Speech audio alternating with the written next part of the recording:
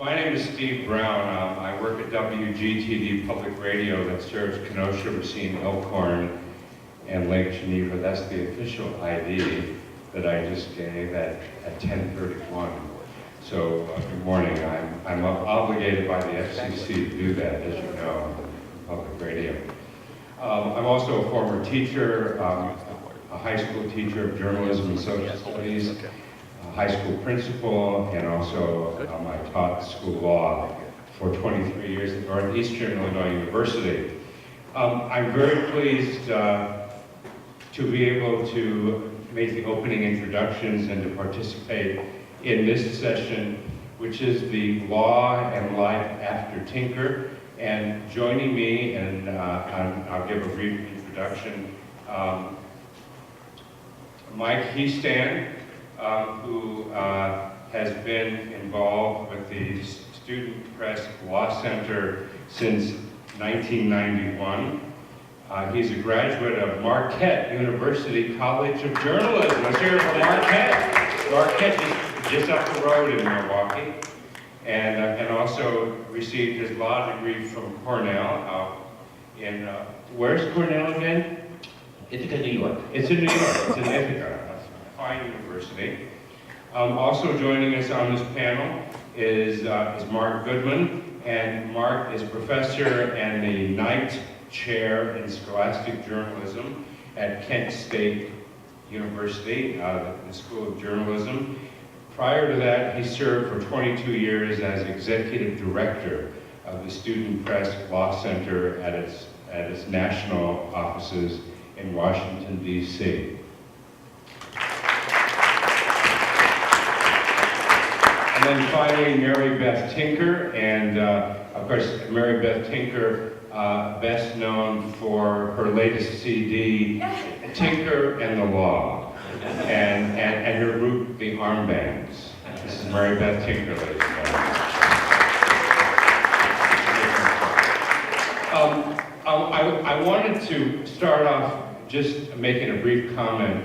There's a wonderful book that was published last year that just won a major award. It's called Let the Students Speak. And it's the history of the fight for free expression in American schools. Yes, students do have the right of freedom of expression in our public schools. It's written by David Hudson, who works for the First Amendment Center that's located in Washington, D.C. It's an extraordinary book. It's published by Beacon Press. You can get it on Amazon.com. And I wanted to mention one thing in here, and he starts the book by talking about U.S. Supreme Court Justice Clarence Thomas.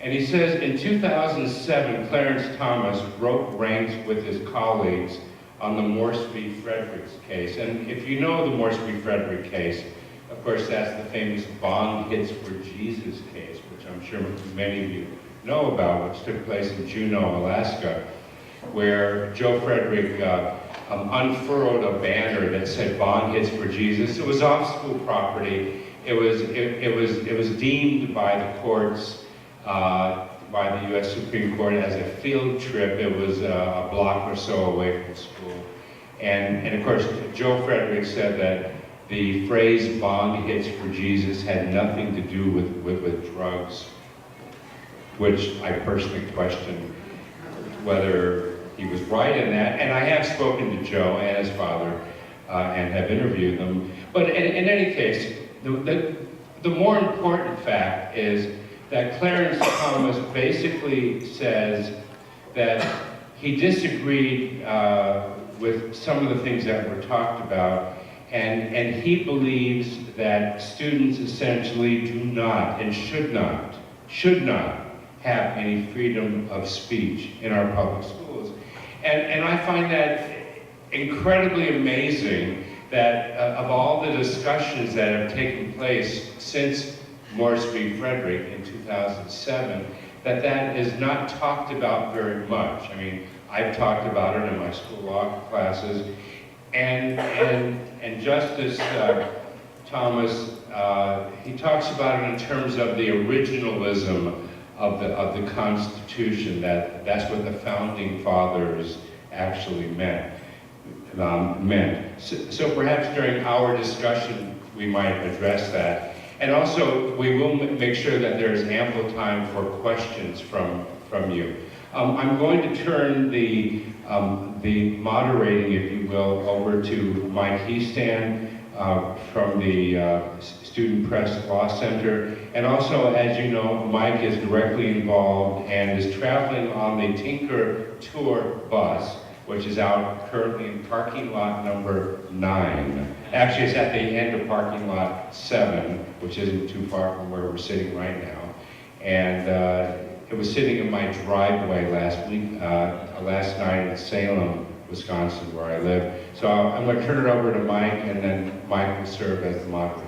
Mike? Thanks, Steve. Well, how many of you guys were in Mary Beth's session earlier this morning? Okay, so about half of you here. So hopefully, I mean, we're not going to spend a lot of time talking about Mary Beth's story, but one thing I did want to mention, this is her school board meetings. You heard at the panel this morning. That's her mom, who is just an incredible woman, and her dad in the background there. But one thing that I wanted to point out here is that last year this book came out called 101 Changemakers, and I don't know if you can see the subtitle there, but it's my favorite part here. 101 Changemakers, Rebels and Radicals Who Changed U.S. History.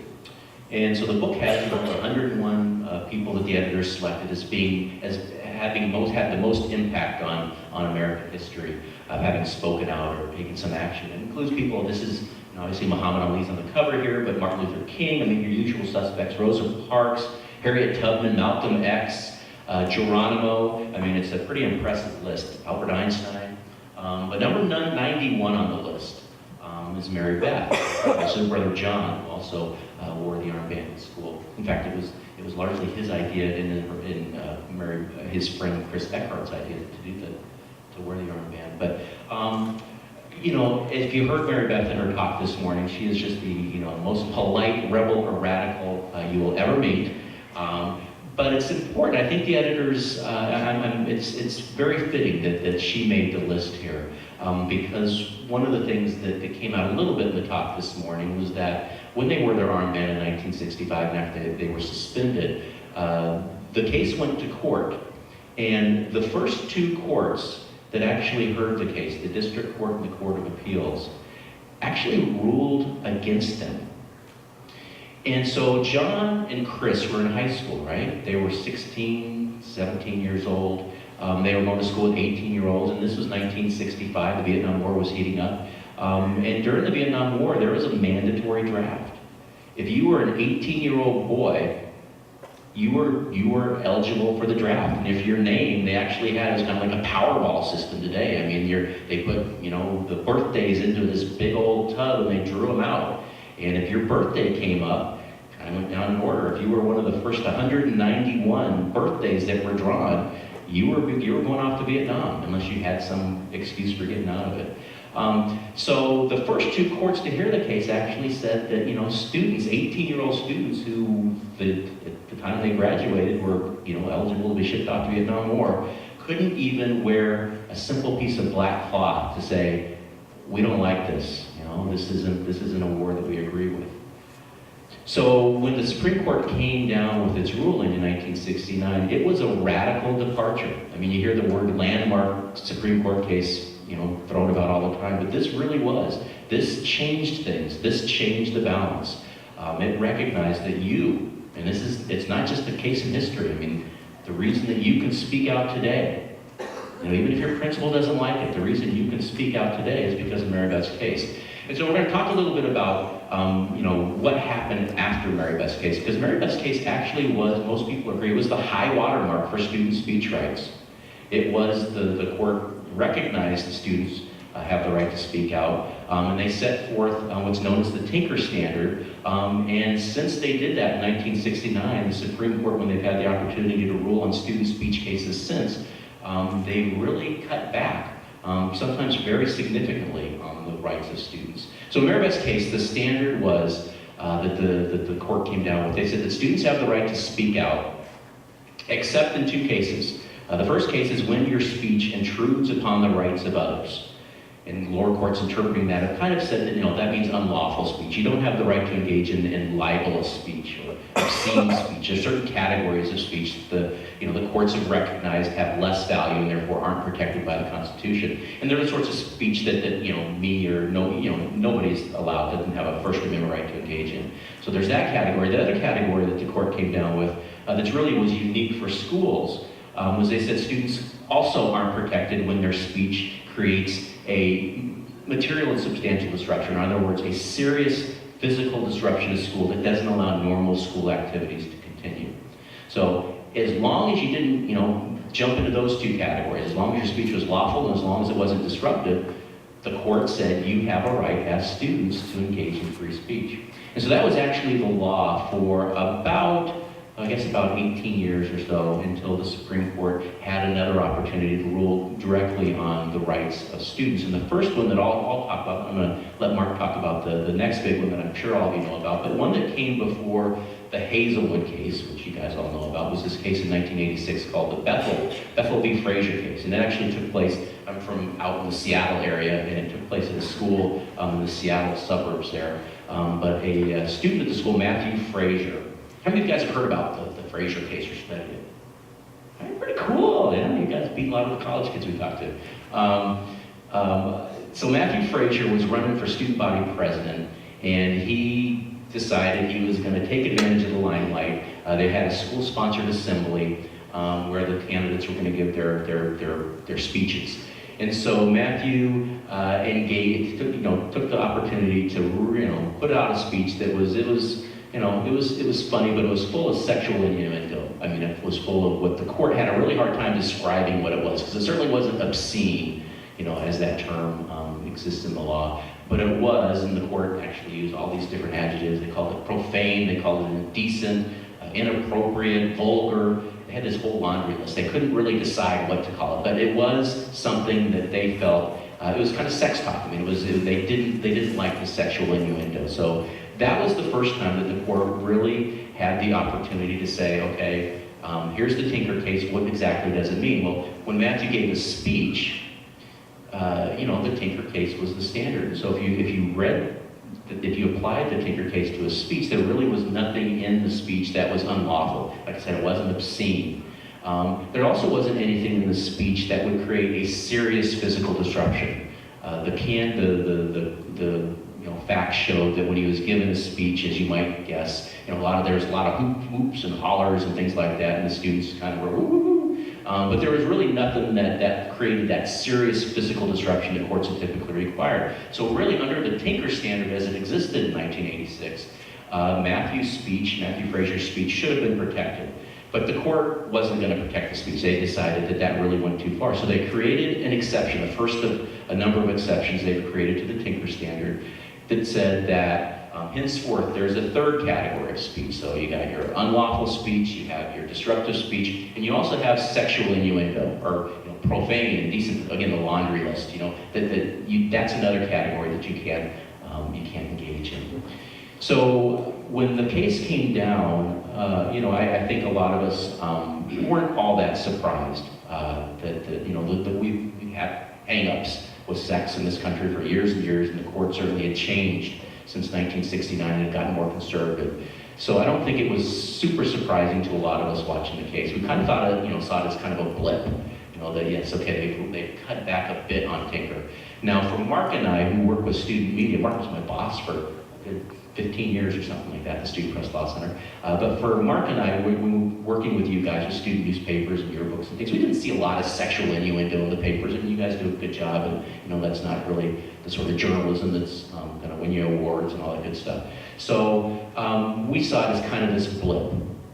But in 1988, the Supreme Court had another opportunity to rule on the rights of students in the Hazel case, and it became very obvious pretty quickly, and I'll have Mark talk to you about that, that it wasn't a blip, that the court really had changed its tune when it came to what sort of value they placed on student speech and student voice. Mark, you want to maybe tell just a little? I'm sure how many of you guys know about the Hazelwood case? Well, there's a few that don't, so maybe a quick recap. Yeah, well, the essence of the Hazelwood case is it began in 1983 at a high school outside St. Louis, Missouri, Hazelwood East High School, thank you. I need help from a radio guy to know how to talk into a microphone. The students at Hazelwood East, the editors, well, the report staff of the Spectrum, their student newspaper, prepared a series of stories about the problems that teenagers confront, some of the problems that teenagers confront. And among the stories they included on this 2-page spread were a story about the impact of divorce on children and a story about teen pregnancy that included the personal accounts of 3 students who either had recently had a child while in high school or were still pregnant. There was nothing sexually explicit in that story at all. It was more just sort of their experiences of dealing with, being a parent while still a teenager. Well, the school principal objected to those stories, those 2 specifically, saying about the divorce story, for example, that divorce was per se inappropriate for a high school newspaper to ever cover. No high school paper should ever write about the topic of divorce. He raised some concerns about the privacy of the students in the pregnancy story, despite the fact that pregnancy for most people isn't a very inobvious condition, and these individuals already had children or very close to having them. So their identity, their names were not used, but the fact they were pregnant was already known by the school and the community anyway.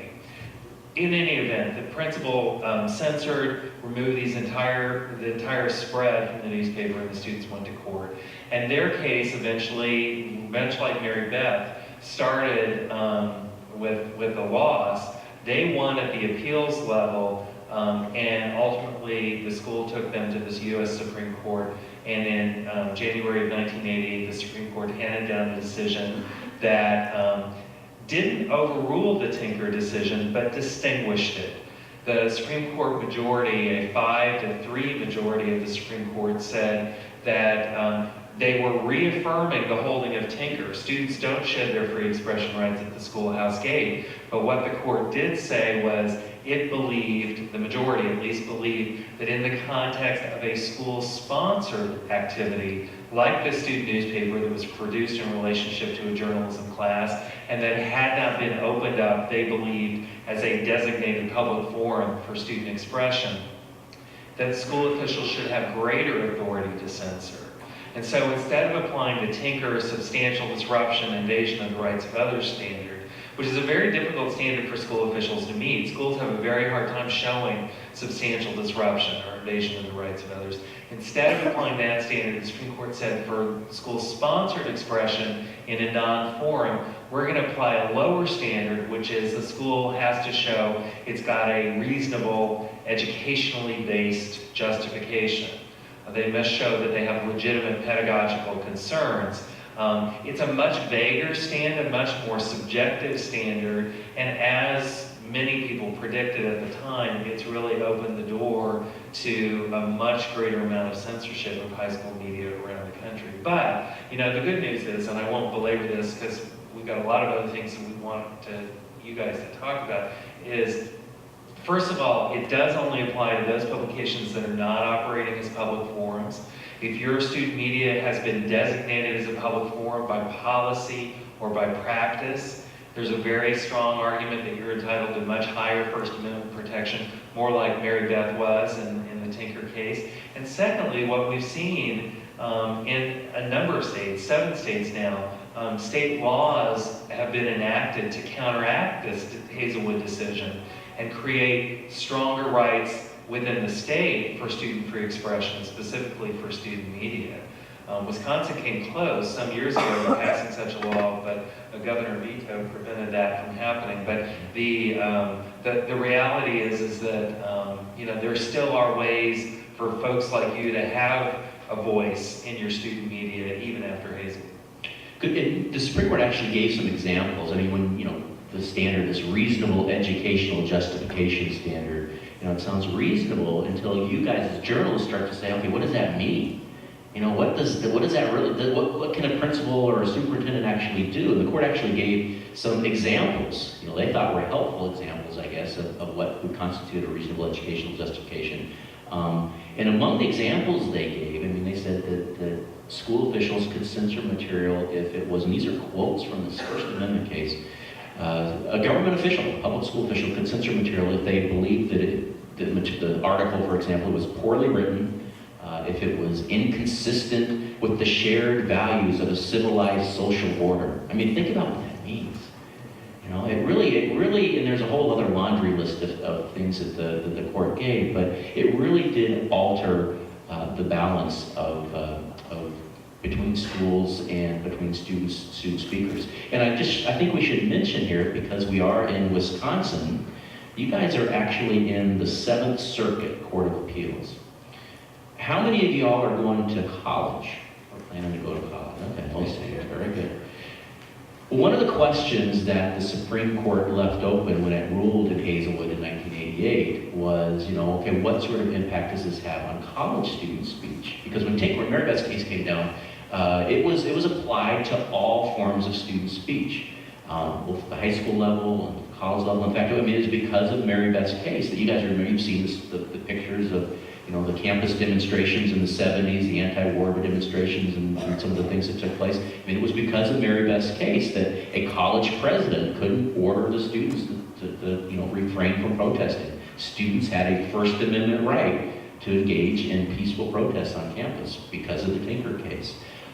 But in the Hazelwood decision in 1988, in a footnote of the decision, they said, you know, we are not now going to decide, you know, whether this is the appropriate standard to be applied to college student speech, which was good news, obviously, to the extent that they didn't say, you know, this Hazelwood standard does apply to college student speech, but they left the question open. And in 2007, the 7th Circuit Court of Appeals, in a case that came from Governor State University, which is just outside Chicago, they actually ruled, and the language says, quote, you know, Hazelwood, they believe Hazelwood is the starting point to analyze any sort of First Amendment cases at the college level. So again, you gotta think about what this means. I mean, how many of you have heard of the Hosty case? Okay, we got one in the background here. It's Steve, yeah, our school law professor. But honestly, don't feel bad, because I ask everybody that, and nobody, I haven't really gotten a good answer yet. But you all have to think about it. You all are going to college, you know, next year or so, and you are potentially going to a college, if you go someplace in the 7th Circuit, which is Wisconsin, Indiana, and Illinois, that the college president could, you know, say that, you know what, you guys can't put out that article because, you know, I think it's inconsistent with the shared values of a civilized social order, or it's poorly written, or it's biased or prejudiced, this whole laundry list. So we really need, I mean, it's so important. We need you all to know about this stuff. You got to know your rights to stand up for your rights. And there is a real, I mean, as a First Amendment lawyer, I mean, I can't even believe we're talking about the fact that a standard like Hazelwood is even being applied, or even thinking of being applied at a college campus. Well, the good news is some colleges and universities have said, we don't want that authority. We believe that it's important that students have a voice on our campus, and in fact, a number of schools here in Wisconsin, I know, have affirmatively said we recognize our student media as public forums, and we will not determine, you know, interfere with content decisions that student editors make. So the last case we want to talk about, we want to come Before we move on, Mark, you in David Hudson's book, Let the Student Speak, he quotes you with regards to Hazelwood, and he says, and he's quoting you, when you said Hazelwood began the downward trend of student First Amendment protection that we are still seeing today. How strongly do you feel about that statement that you made? Well, you know, I think many people would argue that Bethel versus Frazier, certainly at the time it was decided, many people thought was aberrational and very narrow. Some argued, myself included, at the time it was decided that it really meant that Hazelwood was that the school found a substantial disruption, and that was what justified their punishment of Matt Frazier. I think today I would say it began before Hazelwood, perhaps with Frazier, as the court is applying and interpreting Frazier today. But I do believe the trend, especially at the highest levels, has been a downward one in terms of determining student First Amendment protection at the high school level, especially. Not necessarily at the college level, except in the Seventh Circuit, but definitely at the high school level. So the very last case that we'll talk about, and we want to hear from you guys, is what's going on at your schools and how some of the erosion that we've seen since Tinker was handed down in 1969 has affected you. Was this case, the Bong Hits for Jesus case? How many of you guys heard about that? All right. Funny little case. Funny little cases make funny little laws. And so basically what happened in this case was a student up in Alaska, Juneau, Alaska. The Olympic torch in 2003 was on its way to Salt Lake City. And so, you know, they run the torch through all over the country. And so it's coming through Juneau, Alaska. And Joseph Frederick, he decided he was going to take advantage of kind of the spotlight that was going to be on the torch as it went through, and just kind of engage in a little bit of rabble rousing. And he was, you know, he's a fun guy. But he was a senior at the school, and he decided that he was going to create a banner. It was about an 18-foot long banner, and he and his friends were going to hold it up across the street from the school, and that's significant. I mean, he never actually stepped foot on school grounds that morning. The principal hauled him into the office, but he was going to hold up a banner that said, "Bong hits," and then the number 4, Jesus. So Bong hits for Jesus. And you know, he was asked, "Where'd you get that from?" Well, he was a snowboarder, and he said, "You know, I saw it up at the ski slope sometime, like on a bumper sticker or something like that." But he knew it was going to get some attention, and it did. So when the torch is about to pass through, the principal sees them hold up their banner. Principal goes across the street, tells him take it down, and brings him back into the office where he is suspended. Now, to hear Joseph tell the story, he was going to be suspended for 5 days, up until the point he quoted from Thomas Jefferson, and the suspension was up to 10 days. So, again, you know, it was one of those situations where you apply the law that existed at the time, and the Tinker standard was part of the law. In fact, we actually argued at the Student Press Law Center that the Tinker standard shouldn't even been applied to this case because he'd never even gone to school. I mean, it wasn't school speech. There was really nothing having to do with the school. He was acting as a private citizen, we argued. But the court dismissed that argument pretty quickly, and they said, no, this took place as part of what they called a school-sanctioned event. And because it was part of a school-sanctioned event, they felt that the school should have authority to punish Joseph Frederick. But again, even under the Hazelwood or the Tinker standard at the time, it wasn't, again, it wasn't unlawful speech. There was nothing obscene about it. It wasn't disruptive, again, to the point that, you know, most courts had interpreted that standard. It wasn't sex talk like in the Frazier case.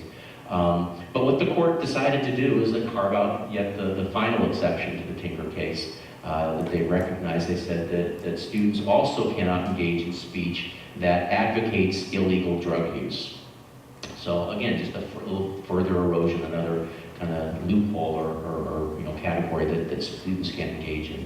So that's where we are. Now the big thing, the other big news that came out of the Morse case was that it was the first time that the sitting Supreme Court justice has ever explicitly called for the reversal of Mary Beth's case. Justice Clarence Thomas said explicitly that he doesn't believe that the Constitution protects students, that there is no First Amendment protection for students in school, and he would overrule, given the opportunity, he would overrule Tinker. So luckily, none of the other justices that we know about, at least, have bought into this. But it's out there. I mean, it's out there. As we go around telling students, the law is, it's not carved in stone. It's written on paper. The laws can change. So it's really important that all of us at least be aware of kind of the climate that we're operating in right now. So I don't know, Mary Beth, do you have anything you want to add before we turn it over to questions? Yes, we'll just open it up pretty much to the students and here to have your comments and questions. It's a very important time, I think, that we're living in. We're living in a time of great importance for decision-making around our climate crisis. There's great inequality in our country, great decisions that need to be made, and young people should have a say about all of this. Young people are having a say about all of this. So I think it's a very important time for for all of you to speak up and stand up and have your rights. So let's open it up to what you all have to say. You can stand up now and have your rights and speak up. Let's hear something.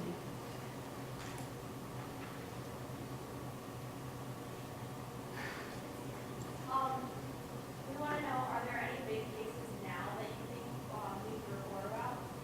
Well, I think there's one, I don't know what you all think, but there is one that I think may be headed to the Supreme Court, I'm not sure. It's the I Love Boobies cases. Have you heard of those?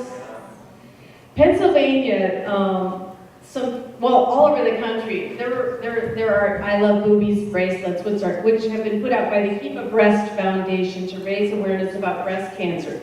Okay, so as soon as the schools started censoring them, these bracelets became really, really popular, and they sold millions of them. And so in Pennsylvania, some girls took it to court that they were in trouble. They were junior high school students, Kayla and Brianna. And this is an ACLU case also. All four of those cases that have been at the Supreme Court were ACLU cases, by the way.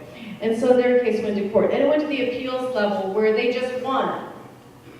And they said that they could wear the I Love Boobies bracelets. Okay, so in Indiana, on the other hand, some kids were wearing the same bracelets and it went to court and they lost. So I don't know if this is going to be appealed or not, but I wouldn't be surprised if that case goes. But I don't know, what do you think? I think some of the social media cases, it's just a matter of time before the tweeting and Facebook cases get to the Supreme Court. And because those have been decided in different ways depending on the area of the country.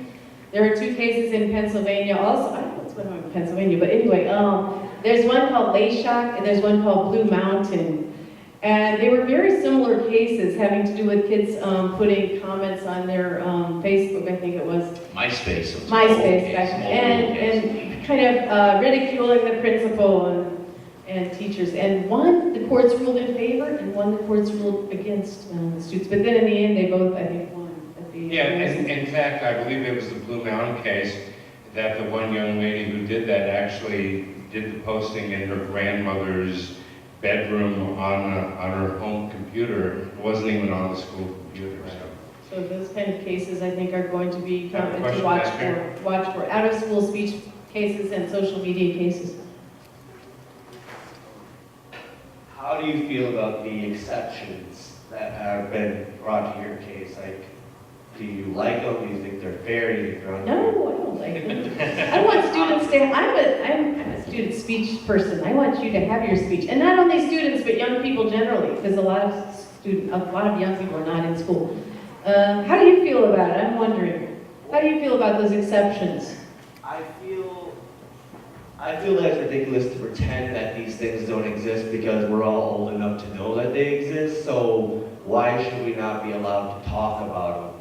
Like, Which things don't exist, you mean? well, like with the war, obviously people were against it. I mean, are we supposed to believe that no one is against the war? With the bong hits for Jesus, we all know what a bong is. We all know what that is.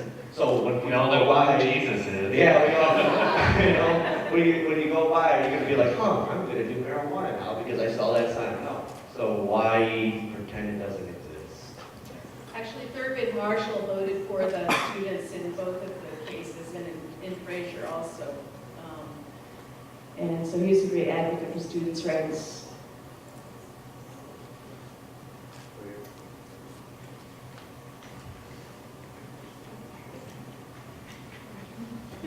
How do you feel about the Bong Hits for Jesus case being ruled school sanctioned even though it didn't happen on school property?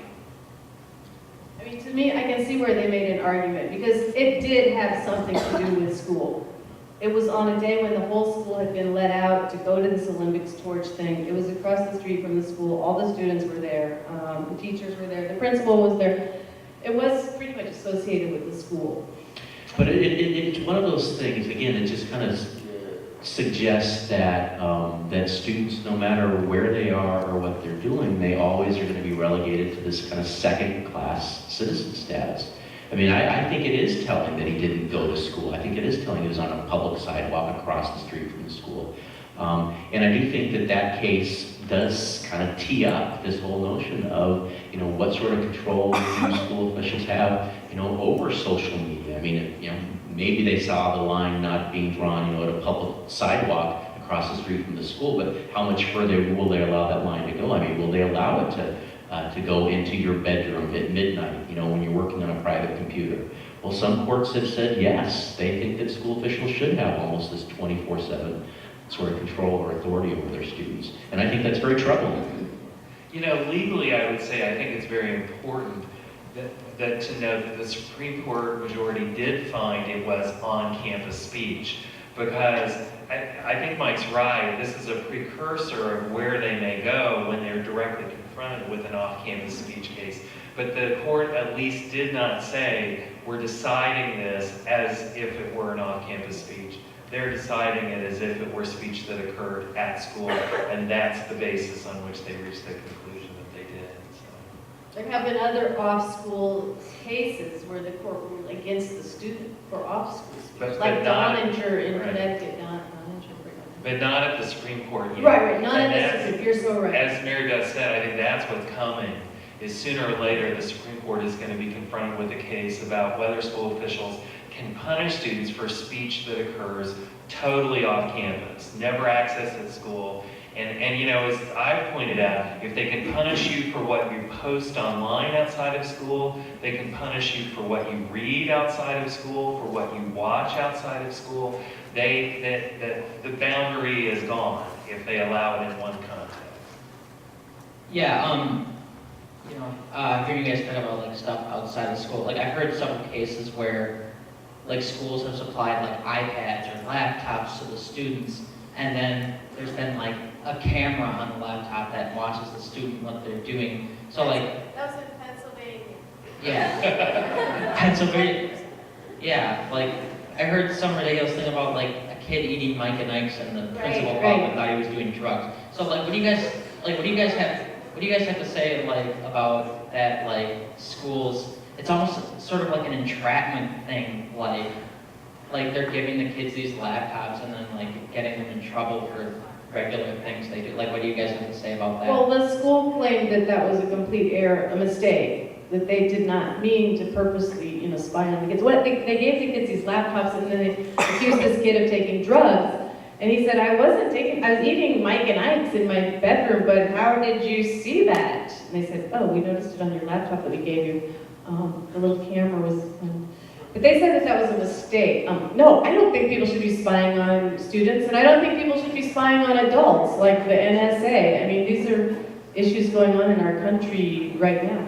I think it should freak us all out, actually. Yeah. Well, the good news is that that was the response to that conflict. Yeah. Universally outraged that the school would do this, and I think it's good that we at least still have the capacity as a society to think that even for teenagers, schools shouldn't be watching their every move at home. And you know, that's one of the things I think we all have to do is cultivate among the adults, among parents and community members, that this matters. This is important for all of us, not just for the teenagers. Yes. Hi, Blaine. My question is, why do students, when they walk into a school, they waive their rights? I know there's something called like loco parentis. I was wondering, why do students get their rights taken away from them when they enter a school? Actually, students don't lose their rights at the schoolhouse gate. That was the main ruling of the Tinker case. In theory, students do not waive their rights. There were these cases that cut back in on the rights of students, but in loco parentis means that when the students are at school, their parents take over. But that was kind of debunked a little bit with the Tinker case. It was changed a little bit. I just have a question about the Bong Hits for Jesus case and then Facebook and MySpace with the other MySpace case you were discussing.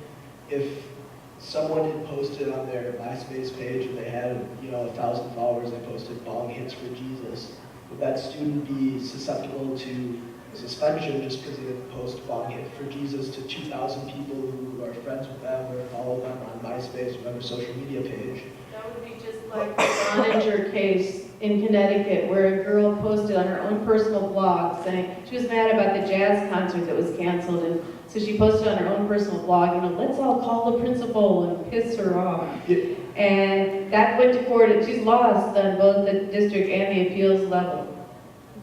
And then, but like, I'm talking specifically about the exceptions. So if they post bong hits for Jesus or something sexually innuendo on their page, but let's say there's no proof, like they don't have any pictures of them actually smoking marijuana or drinking, are they still susceptible to suspension? That's a great law school question, isn't it, Mark? That is. If I were writing an exam, that's a question that I would ask. And I'll tell you, the short answer is the courts have disagreed on this, and until the Supreme Court definitively rules, I think we're not going to know. But that's exactly the risk, I think, is if a student says bong hits for Jesus on their own time, but does it online, does the school have the authority to punish them? So what about cyberbullying, bullying that takes place at home? A student posts something on Facebook, on MySpace, somewhere, and talks about a student at school, and then that's brought onto the school property itself. Yeah, and courts have ruled that there are limitations when you endanger this safe feeling of students that they don't feel safe at school. So then the Tinker standard then comes into play in terms of a material and substantial Well, it's disruption. also intruding on the rights of others. Right. Like there was a shirt that a boy named said, "God is ashamed of your homosexuality." And they ruled that that shirt was making some students feel unsafe. It was intruding on the rights of the students who were doing it. This is not how the courts have ruled, but I'll tell you, my take on this is there needs to be a bright line. If the impact of that off-campus speech is reflected on campus, and I don't just mean people are unhappy, but there is some substantial disruption at school as a result of that off-campus speech, then I think the students can be punished at school because of the disruption that happens at school, not because of the speech that occurred at off-campus. But off-campus speech, I think it's a slippery slope, because if you allow schools to punish for bullying that occurs outside of school, they can always also punish for bong hits for Jesus posted outside of school, or for any other kind of speech that the school specifically. I think we're actually out of time here. Okay, we have one more question in the back, and then we'll wrap things up. Hi, you said how you felt about the exceptions that were made so far. Do you think any more cases will appear where exceptions have to be made? Where exceptions have to be made. I think the bottom line is that students should have some say over the rules in their schools. And will there be other cases that carve out certain exceptions? I mean, a lot of it depends on who's on the Supreme Court, too. It really matters who's on the Supreme Court. I had the Warren Court for a Tinker case, and then it changed. And so you had people like, now you have Clarence Thomas, who's calling for the reversal of the Tinker case. Before you had Thurgood Marshall, who voted for students in every one of these cases. So the makeup of the court makes a huge difference.